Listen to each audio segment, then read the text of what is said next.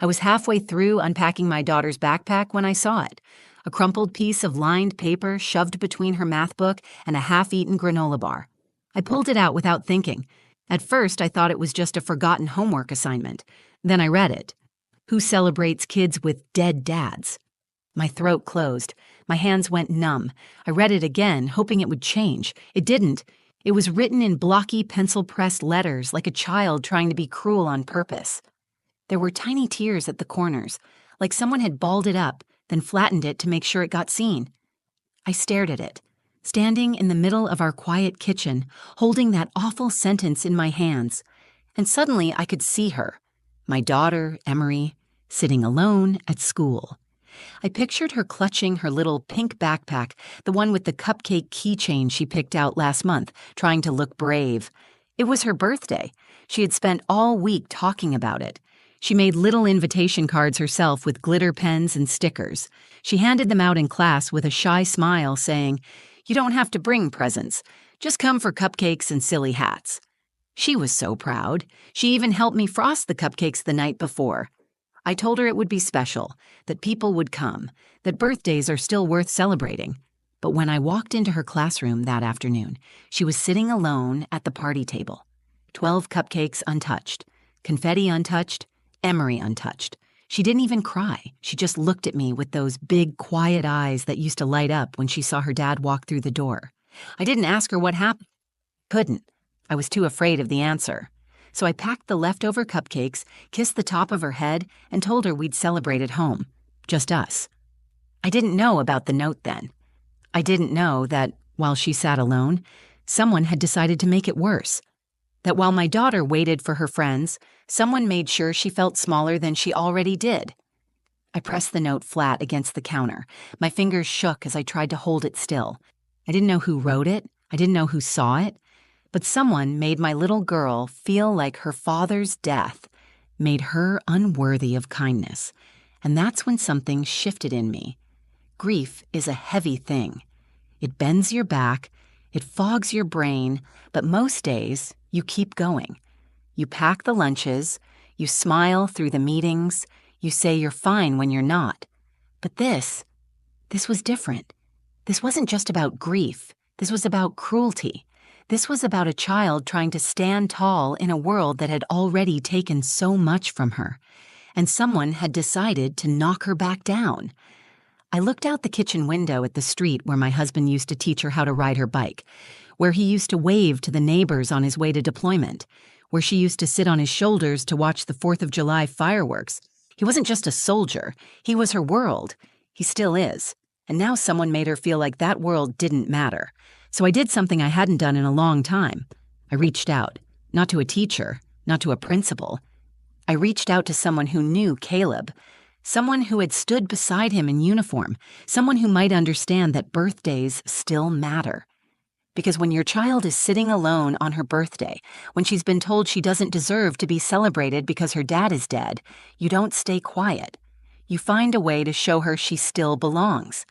Even if that means calling in the only people left who remember her father the way she does. The morning of Emery's birthday started like most days in our house, early, rushed, and a little too quiet.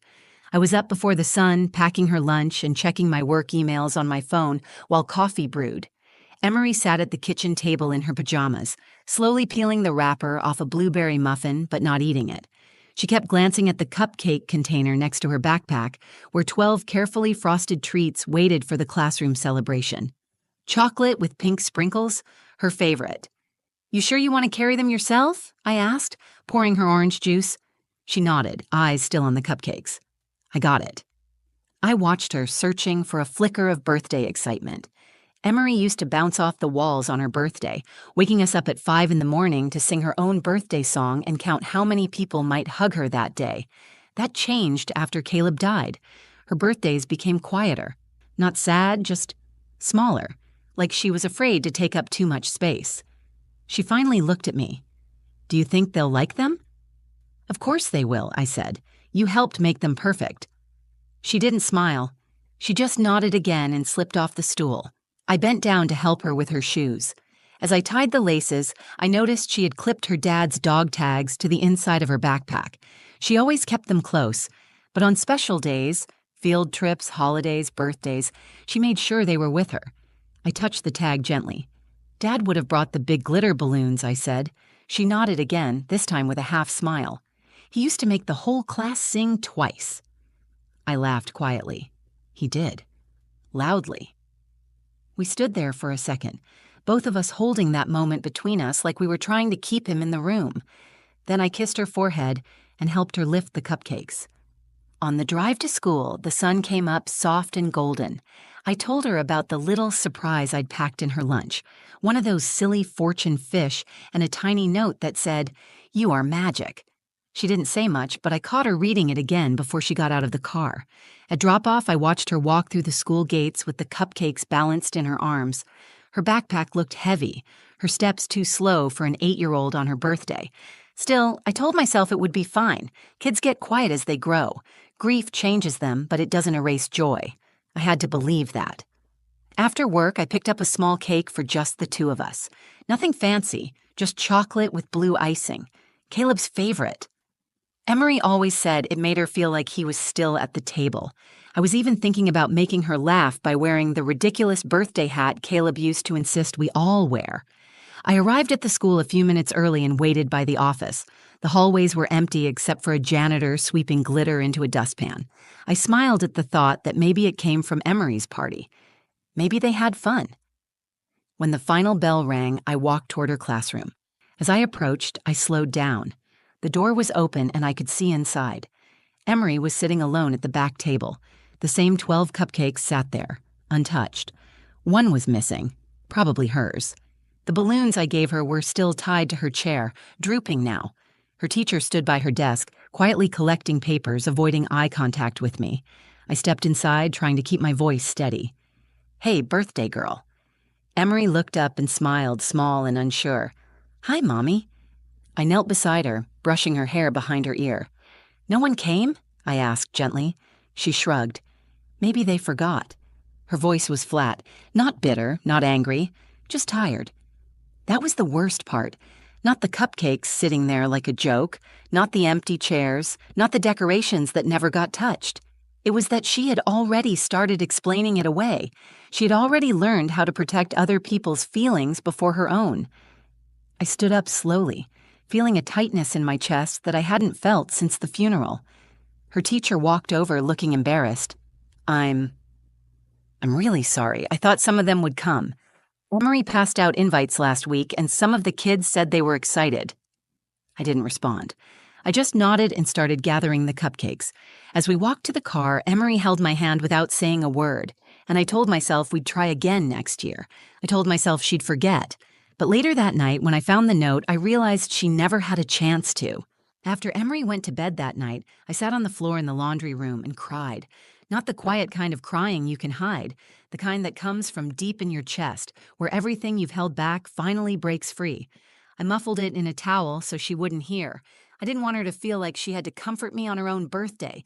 I had kept it together in front of her. I smiled through dinner, let her pick the movie, even sang happy birthday with the small cake I bought. I watched her blow out the candle without making a wish. She just stared at the flame for a moment, then puffed it out with a tiny breath and said, "Thanks, Mommy." Then she cleaned her plate and went to brush her teeth, like it was any other day. Once she was asleep, I started unpacking her school bag. That's when I found the note. It was folded into a tight square, shoved into the outer pocket. At first, I thought it was a scrap of paper she doodled on, maybe something she forgot to turn in. But when I opened it, the words hit me like a punch to the chest. "Who celebrates kids with dead dads?" My hands shook. I read it again. I turned it over, hoping for context, hoping for something to make it feel less cruel. But it was just that one sentence. Sharp. Final. Meant to hurt. I sat down at the table, staring at the note under the kitchen light. I wanted to believe it wasn't serious. I wanted to believe it was a mistake. Maybe some cruel joke between kids who didn't understand the weight of what they were saying. But Emery understood. She carried the weight of those words all day. She sat alone while every other child ignored her, and she still came home and smiled at me. She still said thank you. The part that broke me wasn't just that she had been hurt. It was that she didn't tell me. She didn't want to make it worse. She was already learning to shrink her pain so other people wouldn't feel uncomfortable. I called my mother, trying to steady my voice. She picked up on the second ring. "Hey, sweetheart, how's my birthday girl?" "She's sleeping," I said. "No one came." There was silence on the other end. "No one?" she asked, her voice lower now. "Not one," I said. "And someone left her this." I read her the note. I could hear her breath catch. "Jesus," she whispered. "Do you know who wrote it?" "Number and I don't care. I care that she saw it.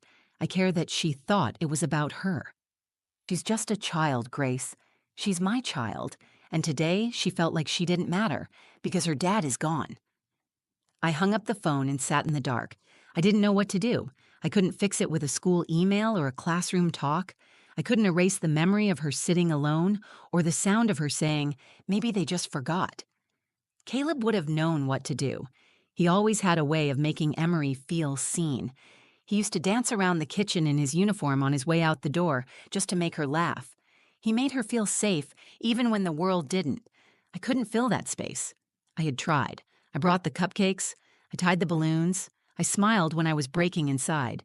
I stood up and looked around the living room. Photos of Caleb lined the shelves. Emery had framed one of him holding her on his shoulders during a Memorial Day picnic. Her handwriting was on the bottom in purple marker. "My hero." I walked over and picked up my phone. There was one name I hadn't called in a long time.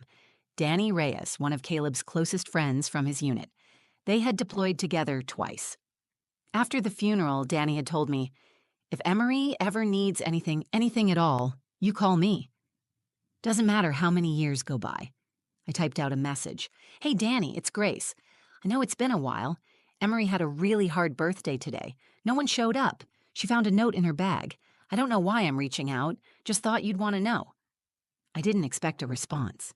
It had been 2 years. He probably had his own family, his own life.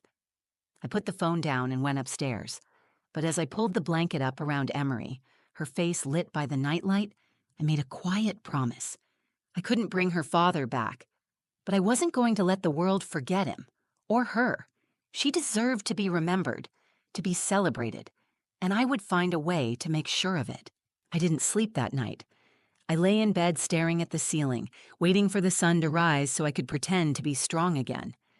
Down the hall, Emery slept curled around her stuffed bear, the one her dad bought her at the base gift shop just before his last deployment.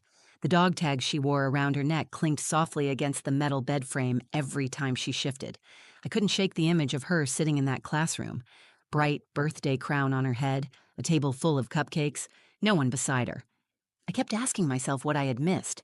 Had I ignored a sign?